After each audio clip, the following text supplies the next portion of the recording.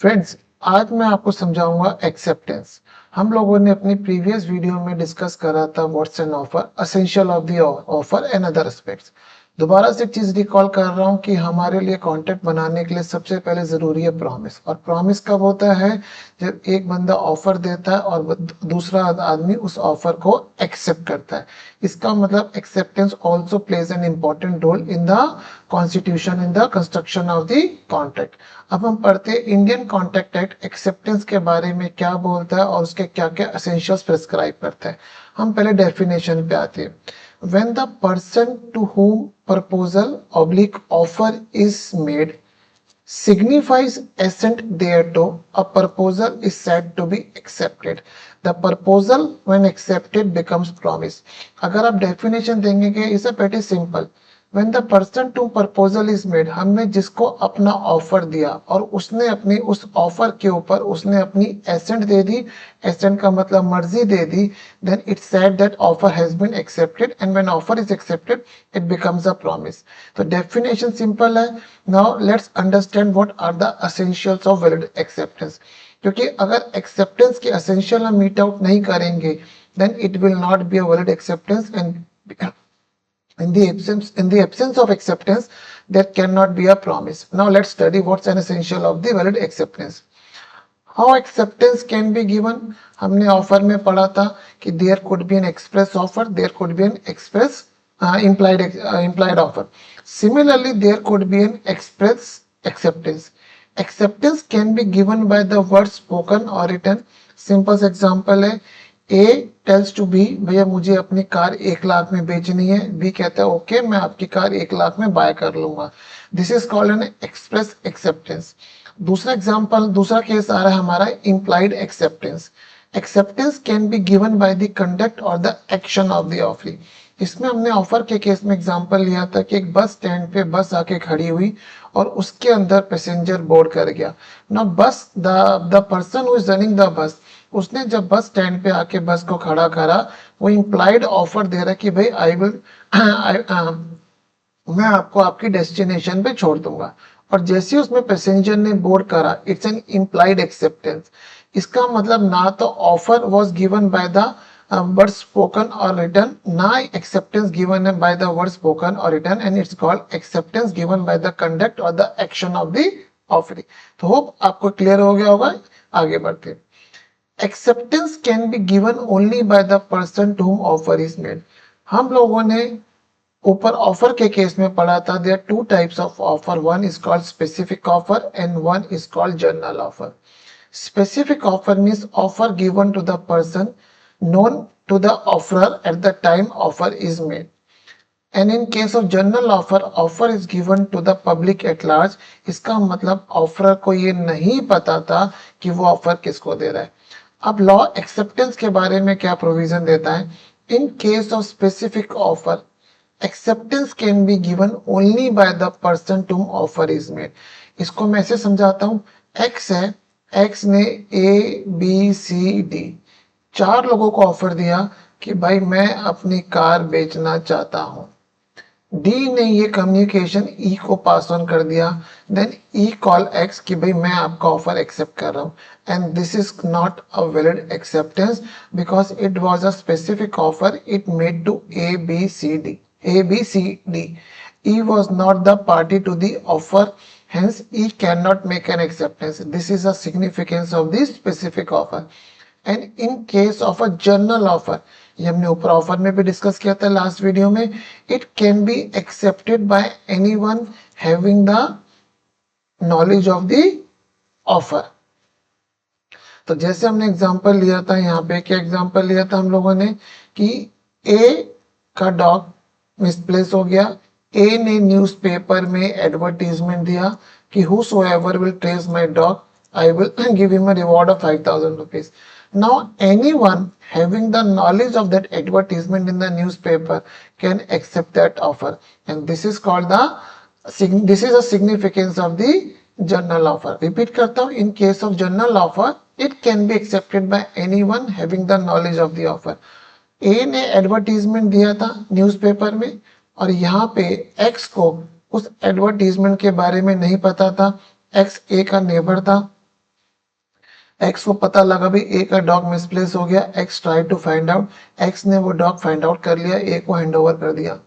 Now later on अगर ए x को newspaper के एड के बारे में पता चलता है, in that scenario x can not claim a reward because the action of the x was not the acceptance because x do not have a knowledge of that offer. Hence, acceptance can be given in case of general offer by anyone having the knowledge of offer. Now comes the next essential. Acceptance must be unconditional. हम simple से ऊपर हमने offer को पढ़ा था, एक चीज हमने पढ़ी थी काउंटर ऑफर। इस उसी चीज को रिकॉल कराते हुए इस पॉइंट पर समझाता हूं कि जो भी ऑफर ने ऑफर दी है, the offeree has to accept in a same terms, he cannot make a variation to it. वही रीड कर रहा हूं, acceptance shall be given as per the terms of offer and any acceptance in variation of terms of offer is not an acceptance, it's a counter offer. तो जो भी terms offer ने दी है, offeree को या तो एज इट इज एक्सेप्ट करनी है, अगर वो कोई भी एक्शन ले रहा है इट विल नॉट बी, और इसके अलावा कोई भी वेरिएशन करके एक्सेप्ट ऑफर एक्सेप्टेंस दे रहा है, it's not a valid acceptance. Example पढ़ते हैं, A offers to B to sell his car for 1 lakh, A accepted to buy 90,000। Now B statement is not an is not an acceptance to a offer. Reason being, यहाँ पे B ने जो अपनी statement दी है, it's not strictly as per the terms of the offer, hence the B statement is not an acceptance, it's rather a counter offer. Fourth essential, acceptance must be given in a manner prescribed by the offer. Read करते हैं, if acceptance is not given in the prescribed manner but offerer do not object on acceptance being given in a different mode, it's assumed that offerer has consented to the acceptance. मैं example लेता हूं समझाने के लिए।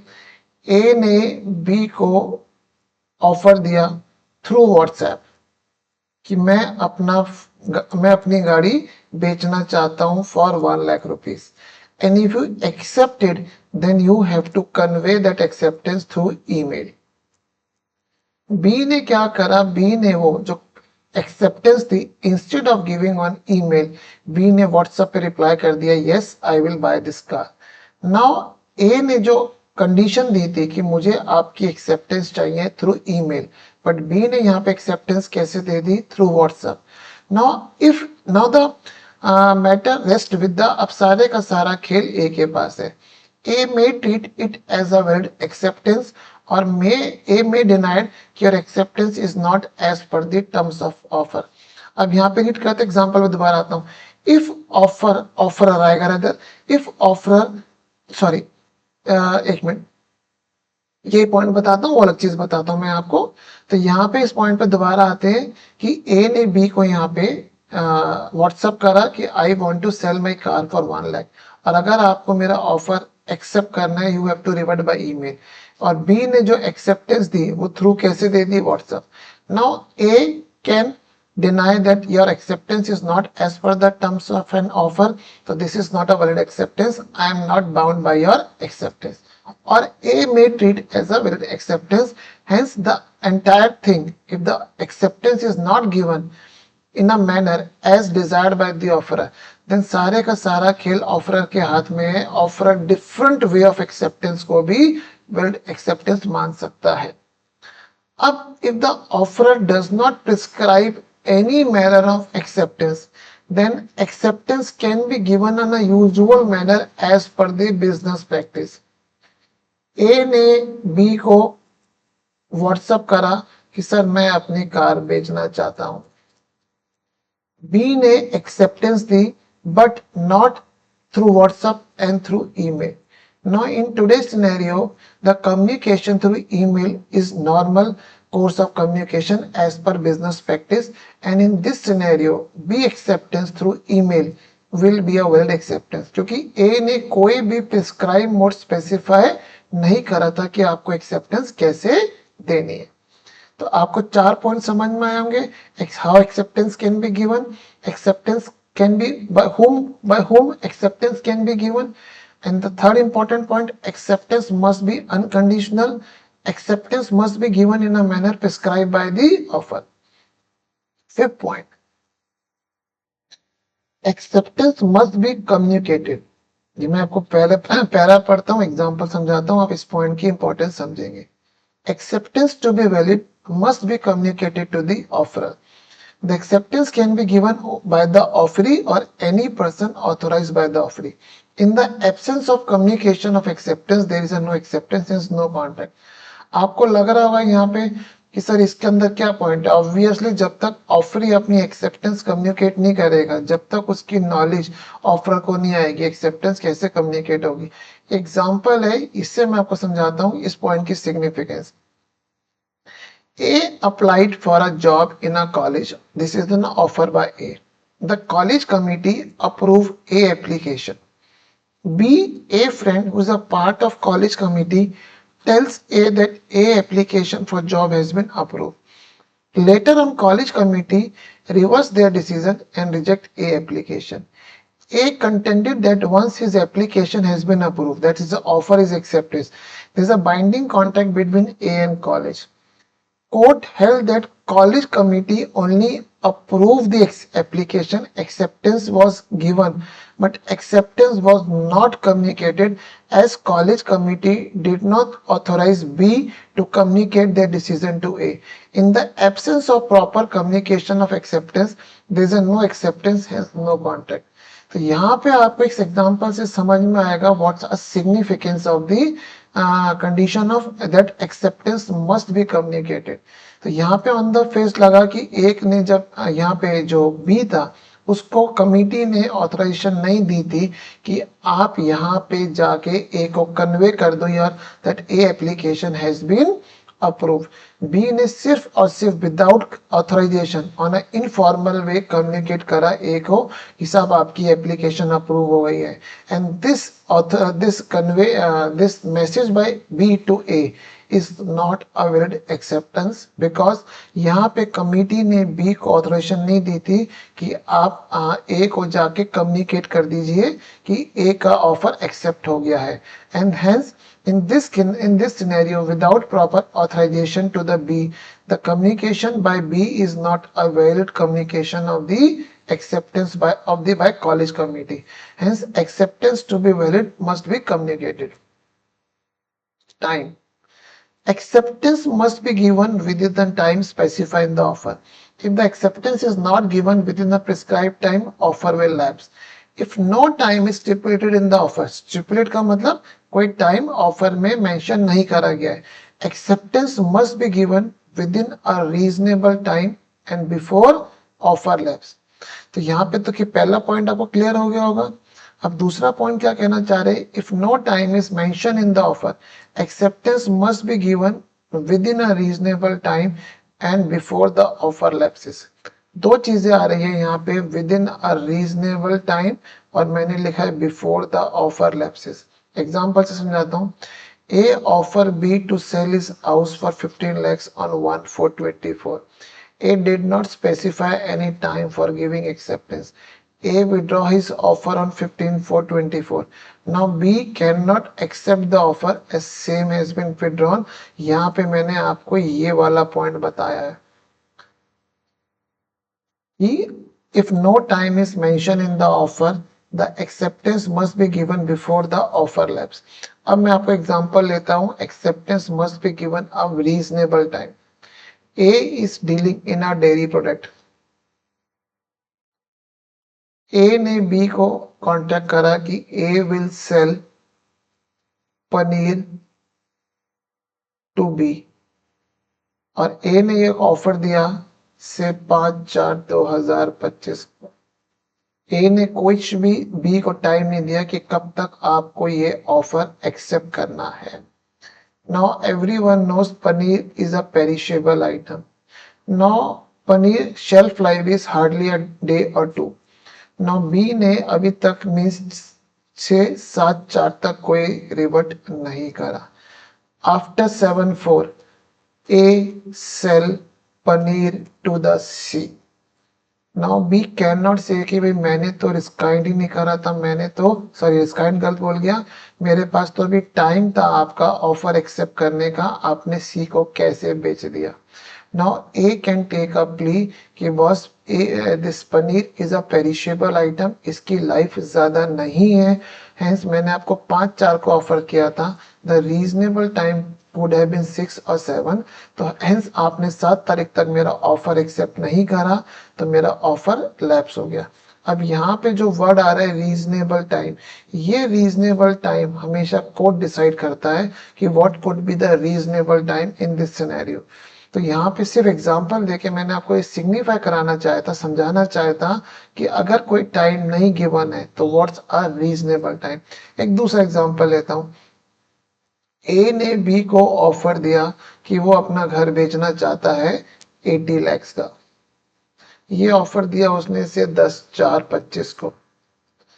अब now B को 80 लाख का घर खरीदने के लिए कुछ तो समय लगेगा, सोचने के लिए फंड्स अरेंज करने हैं।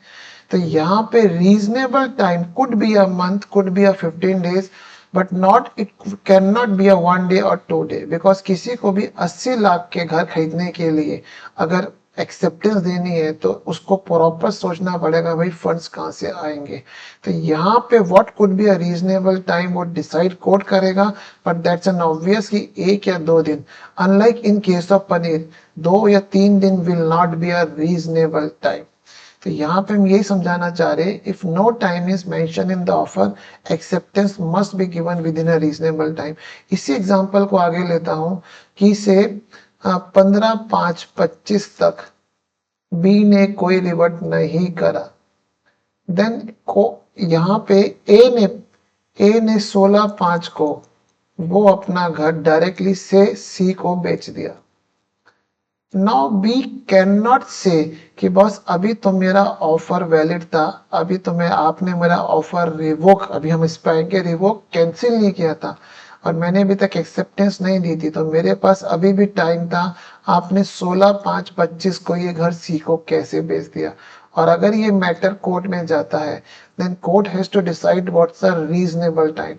If a court take a stand कि भाई now it's more than a 1 month और अभी तक आपने ये बी को ऑफर को एक्सेप्टेंस नहीं दी है, तो ए के ऑफर को आपने एक्सेप्टेंस नहीं दी है, तो ए का ऑफर अब लैप्स हो गया, खत्म हो गया। तो मैं आपको यहाँ पे बार बार ही समझाना चाह रहा हूँ कि if no time is mention, the acceptance must be given with in a reasonable time, and what's a reasonable time वो डिपेंड करेगा फैक्ट टू फैक्ट बेसिस के ऊपर। तो यहाँ पे अगर हम बात कर रहे हैं कि यहाँ पे मेरे यहाँ पे 6 पॉइंट आ रहे हैं essentials of the valid acceptance का। अब मैं आपको एक इंपॉर्टेंट पॉइंट पे लेके चलता हूँ, communication of offer and acceptance when complete. ये चीज है, देखिए आप लोगों ने भी देखा ऑफर को लास्ट वीडियो में आपको एसेंशियल समझ में आए थे, एक्सेप्टेंस समझ में आ गए। ऑफर एंड एक्सेप्टेंस के चैप्टर में ये लास्ट टॉपिक है और ये टॉपिक बहुत इंपॉर्टेंट है, इसमें से कई बार एग्जाम में क्वेश्चन एवेल्यूट करे गए। यहाँ पे ये जो चीज आ रही है, ये जो प्रोविजन है कि when a communication of offer and acceptance is complete, ये लॉ ने बनाया है with reference through the when offer and acceptance is given through the post. अगर आप देखिएगा आईसी एक्ट जो है, इट वाज ड्राफ्टेड इन 1872। 1872 में मेरे हिसाब से तो देखिए मेरा बर्थ भी 75 का है, 100 साल पहले, उससे भी पहले की बात है कि ना तो फोन्स थे, I think the only mode of communication was through the post. Email और सब तो दूर की बात है, कुछ नहीं था। तो लॉ ने उस को ध्यान में रखते ही ये प्रोविजन की ड्राफ्टिंग करी है कि when communication of offer and acceptance, when offer and acceptance is given through a post, वो कंप्लीट कब होगा और इसकी सिग्निफिकेंस क्या है मैं आपको अभी समझाता हूँ। एक एग्जांपल लेता हूँ, एग्जॉस्टिव एग्जांपल, उससे आपको तुरंत समझ में आ जाएगा कि इस कॉन्सेप्ट की सिग्निफिकेंस क्या है। आइए एग्जांपल लेते हैं, ए ने ऑफर दिया on 15/5/25 to be by post। B को जो पोस्ट रिसीव्ड हुई वो हुई 17/5/25 से 11 AM। बी ने जो पोस्ट को रीड करा वो रीड करा 19/5/3 PM। या आप बोलोगे अगर झगड़ा होगा तो कैसे पता लगेगा? देखिए, झगड़ा वाला मैटर हम नहीं जा रहे हैं, हम यहाँ पे लॉ समझना चाह रहे हैं कि व्हाट इज द लॉ। अब यहाँ पे जो ए ने ऑफर दिया बी को रिसीव, तो वो कब हो गया फ्रेंड्स? 17/5/25 को। बट बी ने उसको रीड कब करा फ्रेंड्स? क्लियर लिखता हूँ, बी ने उसको रीड कब करा? 19/5/25 को। अब यहाँ पे ए के ऑफर का कम्युनिकेशन कंप्लीट कब होगा? 19/5/25 3 बजे तक, यहाँ तक। तो this is the time the communication of offer by A is complete. यहाँ पे इस पॉइंट की अगर हम बात करें कि इतनी रेलेवेंस नहीं है, जो हम यहाँ पे पढ़ना जो जा रहे हैं वो ये पढ़ना चाहेंगे आगे कि ए अपना ऑफर कब तक रिवोक कर सकता है। रिवोक का वर्ड आएगा यहाँ पे, मैं वो लिख रहा हूँ सिनोनिम, रिवोक, रिस्काइंड और अपना ऑफर कब तक कैंसिल कर सकता है। मीन्स ऐसा नहीं है कि एक पार्टी ने ऑफर दे दिया अब उसके हाथ बन गए, वो अपना ऑफर कभी भी रिवोक, रिस्काइंड, कैंसिल नहीं कर सकता। There is a provision where the offer can be revoked, can be resigned, can be cancelled by the offerer। यहाँ पे हम सिर्फ पढ़ रहे हैं अभी पहले कि A के ऑफर कंप्लीट कब होगा? When the communication of A offer comes to the, sorry मैं गलत बोल गया, कम्युनिकेशन कंप्लीट कब होगा? When A offer comes to the knowledge of the offeree। और इस हमारे एग्जाम्पल में और क्या कहते हैं, जो ए का ऑफर है वो बी के नॉलेज में 19/5/25 3 बजे आया है। तो यहां मानेंगे कि ए का ऑफर का कम्युनिकेशन पूरा हुआ है। इस एग्जाम्पल की सिग्निफिकेंस को मैं आगे इंट्रोड्यूस करता हूं कि ए का ऑफर रिसीव कब हुआ? बी को 17/5 को। Now without reading the A letter, B ने क्या करा? बी ने 16/5 को 25 को, सपोज एग्जांपल लेते हैं, ए ने बोला था कि मैं अपनी कार बेचूंगा 1 लाख रुपए की। नाउ बी को ये रिसीव हुआ 17/5 को। Now without reading the A post, B ने 16/5 को यहाँ पे उसको एक क्या कहते हैं टेलीग्राम करा कि बॉस मैं आपकी कार 1 लाख की खरीदना चाहता हूँ। नाउ इस केस में जो बी ने ए को टेलीग्राम करा है, now it will not be an acceptance by the B because as per the law offer की एक्सेप्टेंस कब हो सकती है? when communication of offer is complete। और ए का ऑफर की कम्युनिकेशन कंप्लीट 17/5 को नहीं हुई है, मैं मिस्टेक है 16/5 लिख गया, 18/5 लेते हैं इसको, कि 15/5 को ए ने ऑफर पोस्ट करी, जो बी को 17/5 को रिसीव हुई, 19/5 को उसने रीड करा, 18/5/25 को without reading the A offer 18/5/25 को बी ने एक टेलीग्राम दिया ए को कि मैं आपकी कार खरीदना चाहता हूं 1 लाख रुपए की। Now this statement, this telegram by B will not be an acceptance because अभी तक communication of offer complete नहीं हुआ था, and without communication of offer, offer cannot be accepted। तो आपको होप इतना पार्ट समझ में आया होगा, what's the significance of the completion of the communication of an offer। अब जो हम बात कर रहे थे कि हमारा यहाँ पे इंपॉर्टेंट पॉइंट आ रहा है कि ऑफर कब तक रिवोक कर सकते हैं, उसको मैं आगे एग्जांपल लेके समझाता हूँ, आगे पढ़ते हैं। अब हम लेते हैं इसी एग्जांपल को आगे परस्यू करते हैं एक्सेप्टेंस। ए ने क्या करा? ए ने 20/5/25 को पोस्ट कर दी अपनी एक्सेप्टेंस 11:30 बजे सुबह, ये इसने पोस्ट कर दी। और जो ए को एक्सेप्टेंस रिसीव हुई, ए को जो एक्सेप्टेंस रिसीव हुई वो हुई 23/5/25 को 2 बजे दिन में। अब आप प्लीज समझना यहाँ पे मैं क्या कहना चाह रहा हूँ। अब हमारा जो हम समझना चाह रहे हैं वो समझना चाह रहे हैं ऑफर कब तक रिवोक कर सकते हैं। 20/5/25 को ए ने जब वो चिट्ठी पोस्ट कर दी है तो अब वो चिट्ठी ए के कंट्रोल से बाहर हो गई है। मैं बार बार मेरी मिस्टेक, ए बोल गया यहाँ पे। बी ने जब वो चिट्ठी पोस्ट कर दी है, यहाँ पे बी ने जब वो चिट्ठी पोस्ट कर दी है 20/5/25 को 11 बजे, इसका मतलब अब मैटर बी के हाथ से आउट हो गया है। इसका मतलब B has make up his mind कि now he has accepted, make up his mind that he has accepted the offer. और लॉ ने इसी चीज को ध्यान में रखते हुए ये बोला है, जब बी ने अपना माइंड मेकअप कर लिया है, इन दैट सिनेरियो ए का जो ऑफर है वो एक्सेप्ट हो गया है। Now after this date A can not revoke his offer. Law की बहुत सीरियस इंटेंशन है कि जब ऑफरी ने अपना माइंड पूरा मेकअप कर लिया है, और वो हमें कैसे पता चला है कि बी ने वो एक्सेप्टेंस पोस्ट कर दी है। और एक कॉमन सेंस है कि एक बार आपने अगर मैटर पोस्ट कर दिया है, अब वो आपके कंट्रोल से बाहर है, अब आप उसको खींच नहीं सकते हैं। तो यहाँ पे जब बी ने एक्सेप्टेंस पोस्ट कर दी है तो अब बी ने अपना माइंड मेकअप कर लिया है। इसका मतलब ए को अगर अपना ऑफर रिवोक करना था तो ए को अपना ऑफर रिवोक करना था बिफोर दिस डेट। यहाँ पे इन दो चीजों को अभी मैं आपको ऊपर बताऊंगा, लॉ ने टेक्निकल वर्ड दिए बट आपको कॉन्सेप्ट बता रहा हूँ। अब यहाँ पे ए को जो ऑफर रिवोक करना था, मैं वो कब तक करना था, 20/5/25 तक। मैं इसमें पेन का कलर चेंज करता हूँ, आपको बेटर समझ में आएगा।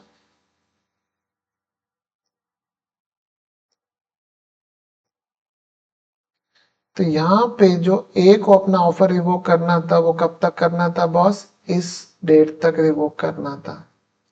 अब हम आते हैं कि अगर ए को अपना एक्सेप्टेंस, सॉरी माय मिस्टेक, ए मैं बार बार बोल रहा हूँ, ए को यहाँ पे रीड करके, अगर बी को अपना एक्सेप्टेंस रिवोक करना है वो कब करना है, बी अपना एक्सेप्टेंस कब तक रिवोक कर सकता है, जब बी का एक्सेप्टेंस ए की नॉलेज में आया, एंड दैट इज 23/5/25।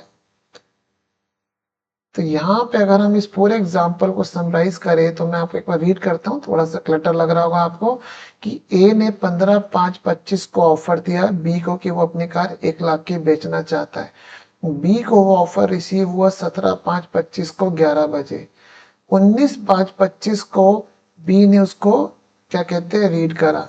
तो इस डेट पे हम बोलेंगे क्या चीज, कि ऑफर का कम्युनिकेशन कंप्लीट हो गया है, ऑफर कम्युनिकेशन इज कंप्लीटेड। यही पॉइंट यहाँ पे खत्म हो गया। अब हम आते हैं एक्सेप्टेंस के केस में। बी ने जो एक्सेप्टेंस थी वो 20/5/25 को पोस्ट करी 11 बजे। Now if A wants to revoke the offer, तो ए इस डेट से पहले, इस टाइम से पहले अपना ऑफर रिवोक कर सकता है। इस डेट के बाद ए अपना ऑफर रिवोक नहीं कर सकता है। अब हम आते हैं कि बी अपनी एक्सेप्टेंस कब तक रिवोक कर सकता है। बी अपनी एक्सेप्टेंस रिवोक कर सकता है जब बी की एक्सेप्टेंस ए की नॉलेज में आई है, एंड दैट इज 23/5/25 2 PM। ये होप आपको समझ में आया होगा। इस एग्जाम्पल को ध्यान में रखते हुए हम आगे बढ़ते हैं। आइए, offer communication when complete, communication of offer is complete when it comes to the knowledge of the offeree। ये आपको समझ में आ गया। अब हम एक बात कर रहे हैं रिवोकेशन ऑफ ऑफर। इसको समझाने से पहले मैं आपको एक नीचे पॉइंट पे लेके चलता हूं, आपको समझ में आएगा। आइए, एक्सेप्टेंस कम्युनिकेशन वन कंप्लीट। यहाँ पे एक्सेप्टेंस की कम्युनिकेशन को दो पार्ट में डिवाइड करा है, एज रिगार्ड ऑफरर और as regard offeree. When offeree puts the acceptance notice in the course of transmission so as to out of his control, it's called the acceptance communication of acceptance is complete as regard offerer। और हमारे case में, नीचे वाले case में, ये 20, 5, 25 time देख लेते हैं एक बार क्या हमने लिखा था एग्जांपल में। 20, 5, 25, 11 बजे, 11:30 हमने लिखा था। मीन्स क्या कहना चाह रहा है कि जब ऑफरी ने कम्युनिकेशन एक्सेप्टेंस को इस मोड में डाल दिया कि it's an out of his control, it's called the communication of acceptance is complete as regard the offeror. तो यहाँ पे इस वाले इवेंट को हम बोल रहे हैं the communication of acceptance is complete as regard offeror. और यहाँ पे एक चीज हम कर रहे हैं, when the acceptance notice comes to the knowledge of offerer, it's called the communication of acceptance is complete as regard the offeree, जो वो यहाँ पे ये वाली डेट आ रही है which is called 23/5/25 2 PM। Hope आपको क्लियर हुआ होगा कि एक्सेप्टेंस के कम्युनिकेशन कंप्लीशन को दो पार्ट में डिवाइड करा है, as regard offeror, as regard offeree. अब यहाँ पे हम पढ़ते हैं वही चीज कि till what time an offer can be revoked. Offer can be revoked before acceptance of offer is complete as regard offerer, जो हमारे केस में एग्जांपल आया था 20, 5, 25, 11:30 बजे। देखो आपको भी एग्जाम में फ्रेंड यही लाइन लिखनी होगी कि till what time offer can be revoked. Offer can be revoked before acceptance of offer is complete as regard offer। मैंने वही नीचे वाली लाइन दोबारा से यहाँ पे लिखी है, acceptance of offer is complete as regard offer when the offeree puts the acceptance in the course of transmission so as to out of his control, उसके कंट्रोल से बाहर हो गया है। ये एग्जांपल था, ये एग्जांपल मैंने नीचे कैप्चर करा है, सी पॉइंट अभी छोड़ दीजिए, खास सिग्निफिकेंट नहीं है। अब यहाँ पे हम दोबारा से पढ़ते हैं क्या चीज, acceptance, communication of acceptance completion, 2 point पढ़ लिए। Now point comes when then acceptance can be revoked. Acceptance can be revoked when it's communication is complete as regard offeree. Acceptance can be revoked before acceptance comes to the knowledge of the offeror. तो acceptance के case में 2 point आ रहे हैं, completion of communication of acceptance as regard offeror, as regard offeree. Hope आपको एक clear हुआ होगा। आइए अब नेक्स्ट पॉइंट पे आते हैं जो इस चैप्टर का लास्ट टॉपिक है, mode of revocation of offer. अब हम अपना ऑफर किस तरह से रिवोक कर सकते हैं, बाय नोटिस ऑफ रिवोकेशन। आपने जो ऑफर दिया था अब आप उस ऑफर को रिवोक कर रहे हैं। मैं लाइए चेंज कर लेता हूँ एक बारी पेन की। ऑफर में B revoke withdraw before acceptance by the offeree. यहाँ पे जो हमने पूरा पढ़ा था पॉइंट वही पॉइंट है, हम उस पॉइंट पे नहीं जा रहे। सिंपल हम यहाँ पे समझना चाह रहे हैं कि ऑफर हम रिवोक कैसे कर सकते हैं। ऑफर हम रिवोक कर सकते हैं बाय नोटिस, और नोटिस हमें कब तक देना है वो टाइम हम ऊपर पढ़ चुके हैं। by lapse of time, if acceptance is to be given within a time prescribed, offer lapses on expiry of said time। Means हमने कहा था ऑफर दिया था हमने 15/4 को ऑफर दिया था, 15/4/25 को, और बोला था भैया you have to give a reply on or before 18/4/25। If the offeree does not respond on or before this date, then the offer lapses on expiry of this date. If no time for acceptance is given, the offer is expire on expiry of reasonable time। ये point भी हम ऊपर पढ़ चुके हैं। आइए next point पे आते हैं, bye non fulfilment of condition president. Condition president का मतलब है कि जो हमने ऑफर में कंडीशन स्पेसिफाई करी थी, अगर वो कंडीशंस पे एक्सेप्ट नहीं करी, then offer lapse. When accepter offeree fails to fulfil the condition precedent to acceptance, the proposal offer get revoked. Example से समझाता हूं। A propose to sell his house to B for 5 lakhs provided B lease his land to A. If B refused to lease the land, the offer of A is revoked automatically। Simple सी condition, simple सा point है कि जो offer की terms है अगर offer की सारी टर्म्स एक्सेप्ट नहीं करी, the offer lapses and another statement by the offeree is a counter offer. ये भी हम ऊपर पढ़ चुके हैं। ये पॉइंट को हम यहाँ पे कैप्चर क्यों कर रहे हैं? बिकॉज कई बार एग्जाम में क्वेश्चन आ सकता है 5 नंबर का फ्रेंड्स कि what are the various mode of revocation, और अगर वो एक जगह समराइज करके कोई आपको दे दे then it's easy to recall in exam. तो by notice, by lapse of time, by non fulfilment of condition mention in the offer, by death और इंसैनिटी। डेथ और इंसैनिटी, इंसैनिटी हम एक आगे पढ़ेंगे। इंसैनिटी अगर सिंपल वर्ड्स में पूछे मीन्स पागलपन, बट यहाँ पे इंसैनिटी कैसे डिफाइन करिए कॉन्ट्रैक्ट एक्ट में, उसको हम आगे पढ़ेंगे। डेथ और insanity of the offerer proposal would result in an automatic revocation of the offer, but only if the facts of the death or insanity comes to the knowledge of the acceptor before acceptance। Means हम simple कहना चाह रहे हैं कि ए ने offer दिया B को, और B before the acceptance by the B it comes to the knowledge of the B कि ए की डेथ हो गई, then offer is revoke.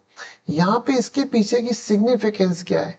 Offer, और हमने ऊपर एक चीज पढ़ी थी कॉन्ट्रैक्ट एक्ट में, जब दो पार्टी के बीच में कॉन्ट्रैक्ट होता है तो there arises a respective obligations. A ने अगर बी को कुछ भी ऑफर दिया है तो उस ऑफर में बी की कुछ ऑब्लिगेशन होगी और कुछ ए की भी ऑब्लिगेशन होगी। अब यहाँ पे अगर ए ने ऑफर दिया और before acceptance by B, B को पता लगा ए की डेथ हो गई, तो obviously it's known to the B that obligation can not be fulfilled by A, hence the offer is lapsed. यहाँ पे पॉइंट आपके दिमाग में इस वक्त आ रहा होगा, व्हाट हैपेंस अगर बी की एक्सेप्टेंस के बाद ए की डेथ हो गई, तब क्या होगा? फ्रेंड्स, इस पॉइंट को हम आगे पढ़ेंगे। हमारा चैप्टर है performance by the parties to the contract, उस केस में पढ़ेंगे। यहाँ पे हम सिंपल पढ़ रहे हैं कि अगर डेथ एक्सेप्टेंस से पहले ऑफरी को ऑफरर की डेथ या इंसैनिटी के बारे में पता लग जाता है, offer lapse. Secondly, by the counter offer, ये भी पढ़ चुके। If offeree accept the offer at different terms other than different term that stated in offer, it's a counter offer and it result in a lapse of the original offer by the offerer। तो hope आपको ये 5 point समझ में आएंगे, simple है। तो आज हम लोगों ने खत्म करा कि हम लोगों ने क्या डिस्कस करा। हम लोगों ने आज डिस्कस करा एक्सेप्टेंस के एसेंशियल्स, और हमने एक इंपॉर्टेंट पॉइंट डिस्कस करा कि ऑफर और एक्सेप्टेंस का कम्युनिकेशन कब कंप्लीट होता है, और उसकी सिग्निफिकेंस आ रही है विद फॉर रिवोकेशन कि ऑफर हम कब तक रिवोक कर सकते हैं और एक्सेप्टेंस कब तक रिवोक कर सकते हैं। होप आपको ये समझ में आया होगा। In my next video I will come up with the case studies on offer and acceptance which will provide a more clarity to the students कि भाई ऑफर एक्सेप्टेंस के क्या क्या क्वेश्चंस बन सकते हैं। Thank you.